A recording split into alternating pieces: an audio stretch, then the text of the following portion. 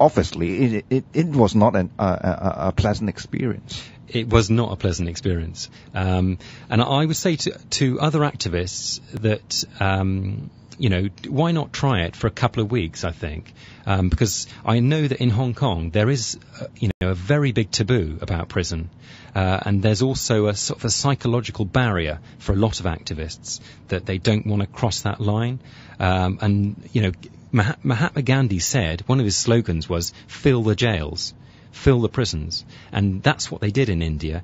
Thousands of people went into prison because it actually put the government under a huge amount of pressure. You mean they went to prison on purpose? That's right. And civil disobedience is all about, deliberately taking action to cause a headache for the government. And that's not happening at all in Hong Kong. I've got to be very careful saying over the radio exactly what I say. I would like to emphasize that I'm not, encouraging or inciting. Yeah, I would say, think carefully about the law and act lawfully. But, you can, non-violent, non-cooperation, that's not breaking the law, is it? And that's what Gandhi and Mandela were big on. But I would also say that in terms of civil disobedience, the people in Hong Kong, you will never win the right to vote. You never obtain full democracy without engaging in civil disobedience. Yeah. And to in terms of as an effective strategy, it's extremely effective, especially if large numbers of people do it. I'm just one guy, but if there were hundreds, it would only take dozens of a few dozen of activists would really have a big impact, I think. I'm hoping that other groups are sort of watching what I'm doing and thinking about it, I think. And also yes, Matt. So how would you start? Because some people would ask what you are looking for. For example, like what would you like to achieve by doing that? And also you are not getting back anything. Nobody gives money to you. Nobody give any. Maybe to say in a plain way, nobody give a shit. Yeah. Yes, that's right. Yeah. And Hong Kong people are, most people are running around to do with, focusing on, their own life and to make a living, their career and so on and so, but people hopefully are aware of what I'm doing. They read about it in the newspapers and stuff. With politics, people. You're right to say that people don't give money. It's very difficult to get money or any kind of backing. Fortunately, I have friends who are willing to help me out a bit, and certainly my ex-wife helped me out quite a bit. She was a professor at the university, and fortunately, is on a good wage and could help me out a little bit when I've needed it as well. Going back that prison experience, do you think it is some kind of education for an activist? It is. An educational process. It is. It really focuses your mind, actually, when you're being held in prison. I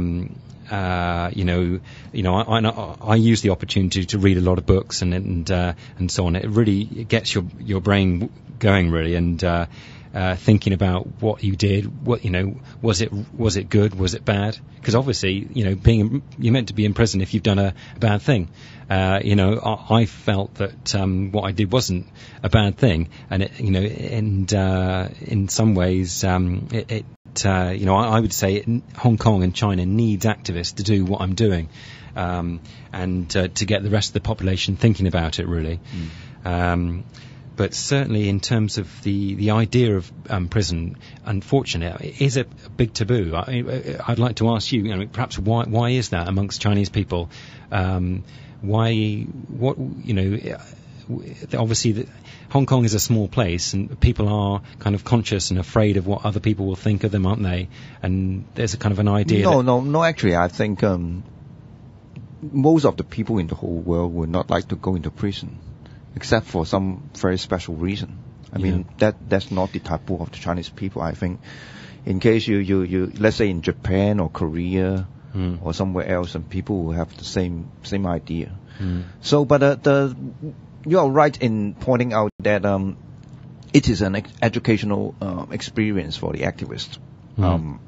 As we know, Long Hair was in the prison for one or twice. I don't remember twice, but it seems that you might break his record. I might. I think I probably have been there for so longer. On the other hand, let's say Cheung Kin-sing, the bull, and right now he is having a court case about the citizens radio. So he might also got a chance of being sentenced. So on the whole, I guess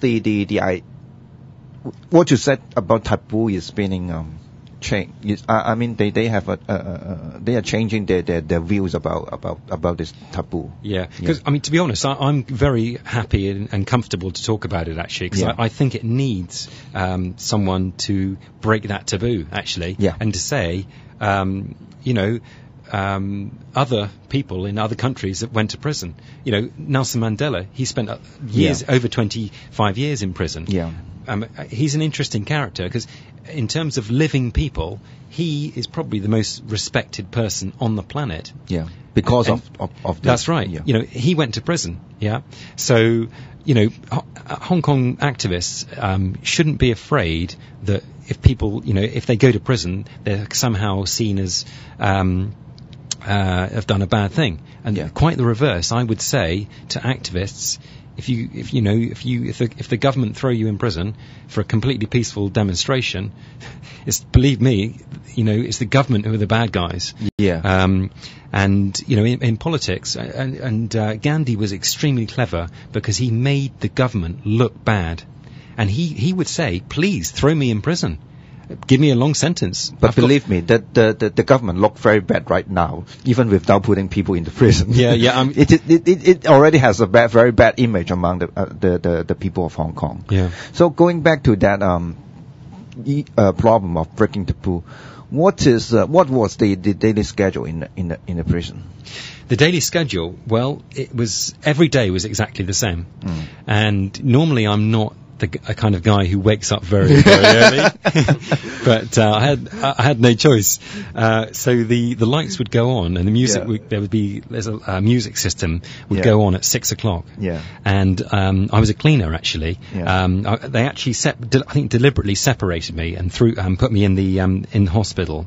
And I was working in the hospital as a cleaner. And so every day I'd wake up and I'd be cleaning the floors, which in some ways was good for me actually. So that was that, and then we'd have breakfast, and then there'd be 1 hour a day exercise. So for 1 hour a day I could... That is why you keep the shape, right? That's exactly right. And every day, that was the most wonderful hour of the day actually, because they let us outside onto the basketball court, and I could run around and for an hour, and that's what I did for an hour every day. But I was amazed that all the other prisoners, none of them did it. They all just sat around actually. And but I was exercise I think was very important, and it makes you keeps you sane actually. I found that was the best out of the day. The expression that you used, keep you sane. Why did you use that expression? Well, I think... Was it very difficult in the prison? Well,